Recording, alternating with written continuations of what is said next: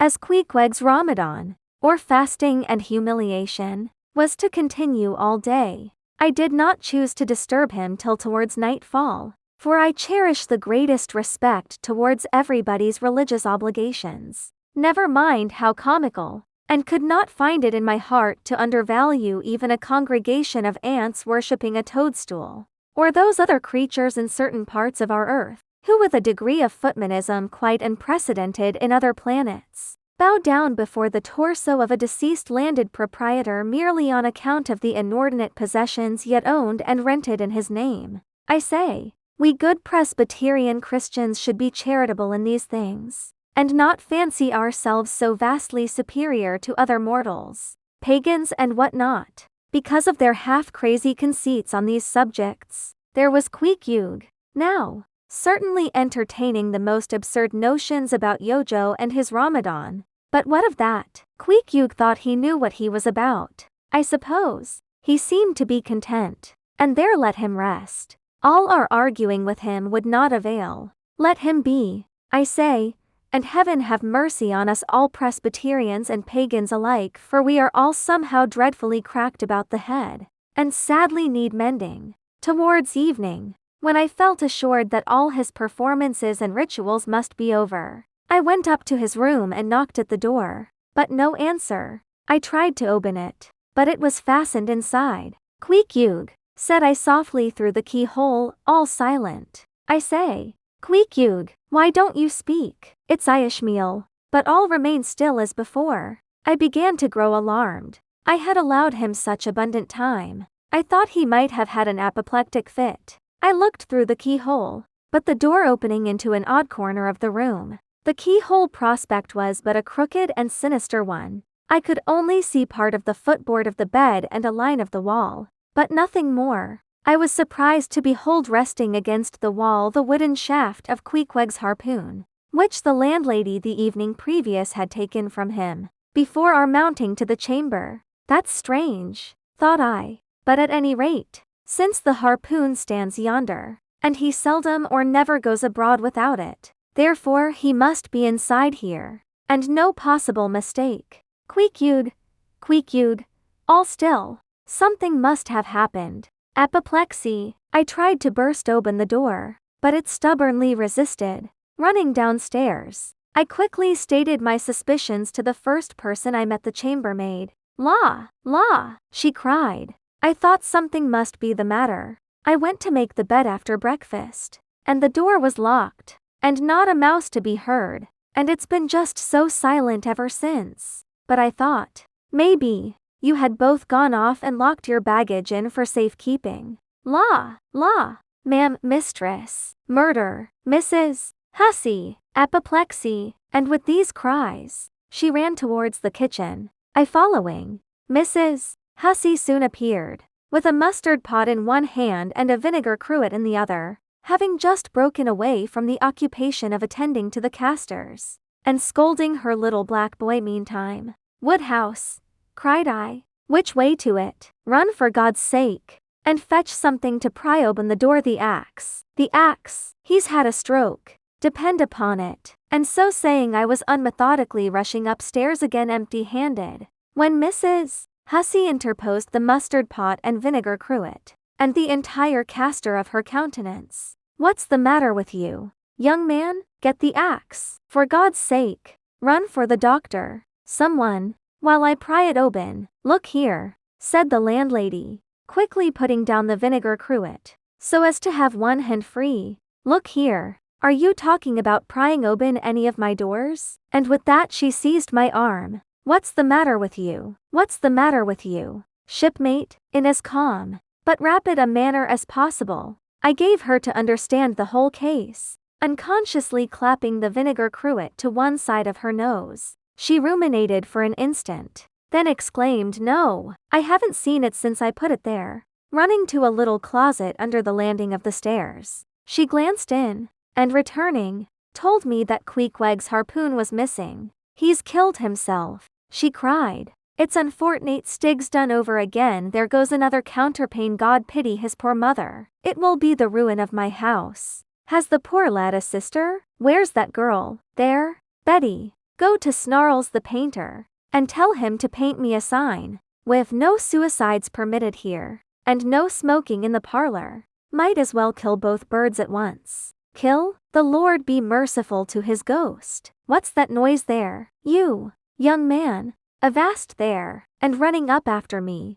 She caught me as I was again trying to force open the door. I don't allow it. I won't have my premises spoiled. Go for the locksmith. There's one about a mile from here. But avast, putting her hand in her side pocket. Here's a key that'll fit, I guess. Let's see. And with that, she turned it in the lock. But, alas, Queequeg's supplemental bolt remained unwithdrawn within. Have to burst it open, said I, and was running down the entry a little, for a good start, when the landlady caught at me, again vowing I should not break down her premises. But I tore from her, and with a sudden bodily rush dashed myself full against the mark. With a prodigious noise the door flew open, and the knob slamming against the wall sent the plaster to the ceiling. And there, good heavens, there sat Queequeg, altogether cool and self-collected, right in the middle of the room, squatting on his hams, and holding Yojo on top of his head. He looked neither one way nor the other way, but sat like a carved image with scarce a sign of active life. Queequeg, said I, going up to him. Queequeg, what's the matter with you? He hain't been a sittin' so all day, has he? Said the landlady. But all we said, not a word could we drag out of him. I almost felt like pushing him over, so as to change his position, for it was almost intolerable. It seemed so painfully and unnaturally constrained, especially as in all probability he had been sitting so for upwards of 8 or 10 hours, going too without his regular meals. Mrs. Hussey, said I, he's alive at all events, so leave us, if you please, and I will see to this strange affair myself. Closing the door upon the landlady, I endeavored to prevail upon Queequeg to take a chair, but in vain. There he sat, and all he could do for all my polite arts and blandishments he would not move a peg, nor say a single word, nor even look at me, nor notice my presence in the slightest way. I wonder, thought I, if this can possibly be a part of his Ramadan. Do they fast on their hams that way in his native island? It must be so. Yes, it's part of his creed, I suppose. Well, then, let him rest. He'll get up sooner or later, no doubt. It can't last forever, thank God.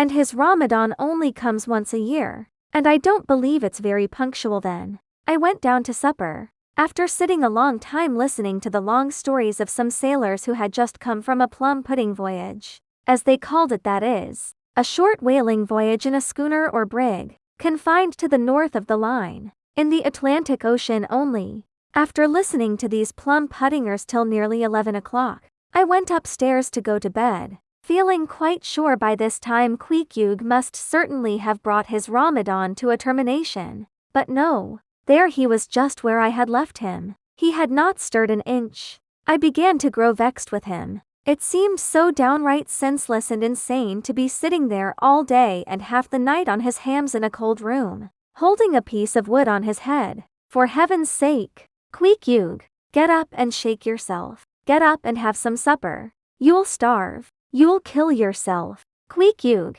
But not a word did he reply. Despairing of him, therefore, I determined to go to bed and to sleep, and no doubt, before a great while, he would follow me. But previous to turning in, I took my heavy bearskin jacket, and threw it over him, as it promised to be a very cold night, and he had nothing but his ordinary round jacket on. For some time, do all I would, I could not get into the faintest doze. I had blown out the candle, and the mere thought of Queequeg not 4 feet off sitting there in that uneasy position, stark alone in the cold and dark, this made me really wretched. Think of it. Sleeping all night in the same room with a wide-awake pagan on his hams in this dreary, unaccountable Ramadan. But somehow I dropped off at last, and knew nothing more till break of day, when, looking over the bedside, there squatted Queequeg, as if he had been screwed down to the floor. But as soon as the first glimpse of sun entered the window, up he got, with stiff and grating joints, but with a cheerful look, limped towards me where I lay, pressed his forehead again against mine, and said his Ramadan was over. Now, as I before hinted, I have no objection to any person's religion, be it what it may, so long as that person does not kill or insult any other person, because that other person don't believe it also. But when a man's religion becomes really frantic, when it is a positive torment to him, and, in fine, makes this earth of ours an uncomfortable inn to lodge in, then I think it high time to take that individual aside and argue the point with him, and just so I now did with Queequeg. Queequeg, said I, get into bed now, and lie and listen to me. I then went on, beginning with the rise and progress of the primitive religions, and coming down to the various religions of the present time, during which time I labored to show Queequeg that all these Lents, Ramadans, and prolonged ham-squattings in cold, cheerless rooms were stark nonsense, bad for the health, useless for the soul, opposed, in short, to the obvious laws of hygiene and common sense. I told him, too, that he being in other things such an extremely sensible and sagacious savage, it pained me, very badly pained me, to see him now so deplorably foolish about this ridiculous Ramadan of his. Besides, argued I, fasting makes the body cave in, hence the spirit caves in, and all thoughts born of a fast must necessarily be half-starved. This is the reason why most dyspeptic religionists cherish such melancholy notions about their hereafters. In one word, Queequeg, said I, rather digressively, hell is an idea first born on an undigested apple dumpling, and since then perpetuated through the hereditary dyspepsias nurtured by Ramadans. I then asked Queequeg whether he himself was ever troubled with dyspepsia, expressing the idea very plainly, so that he could take it in. He said no, only upon one memorable occasion. It was after a great feast given by his father the king, on the gaining of a great battle wherein 50 of the enemy had been killed by about 2 o'clock in the afternoon, and all cooked and eaten that very evening. No more. Queequeg, said I, shuddering. That will do, for I knew the inferences without his further hinting them. I had seen a sailor who had visited that very island, and he told me that it was the custom, when a great battle had been gained there, to barbecue all the slain in the yard or garden of the victor, and then, one by one, they were placed in great wooden trenchers, and garnished round like a pilau, with breadfruit and cocoa-nuts, and with some parsley in their mouths, were sent round with the victor's compliments to all his friends, just as though these presents were so many Christmas turkeys. After all, I do not think that my remarks about religion made much impression upon Queequeg, because, in the first place, he somehow seemed dull of hearing on that important subject, unless considered from his own point of view, and, in the second place, he did not more than 1/3 understand me, couch my ideas simply as I would, and, finally, he no doubt thought he knew a good deal more about the true religion than I did. He looked at me with a sort of condescending concern and compassion, as though he thought it a great pity that such a sensible young man should be so hopelessly lost to evangelical pagan piety. At last we rose and dressed, and Queequeg, taking a prodigiously hearty breakfast of chowders of all sorts, so that the landlady should not make much profit by reason of his Ramadan, we sallied out to board the Pequod, sauntering along, and picking our teeth with halibut bones.